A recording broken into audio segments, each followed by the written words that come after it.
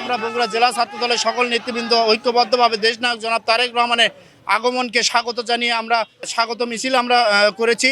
আপনারা সকলে দোয়া করবেন দেশনায়ক জনাব তারেক রহমানের যে স্বপ্ন বাস্তবায়ন করে তিনি বাংলাদেশ নতুনভাবে বিনির্মাণ করতে পারে, বাংলাদেশকে সামনের দিকে নিয়ে যেতে পারে, এই জন্য দেশবাসীর কাছে দোয়া চাচ্ছি।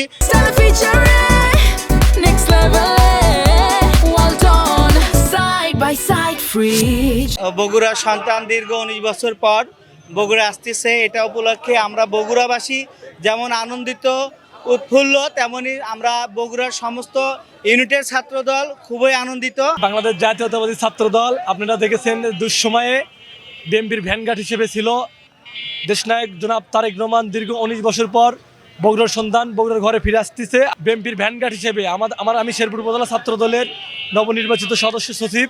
আমি শেরপুর থেকে লিডারের সাথে পায়ে হেঁটে হলেও বগুড়া পর্যন্ত রওনা দেব এবং সার্বিক নিরাপত্তার জন্য শেরপুর উপজেলা ছাত্র দলের এবং শেরপুর পৌর ছাত্র দলের নবনির্বাচিত সকল সদস্য উপস্থিত থাকবে ইনশাল্লাহ।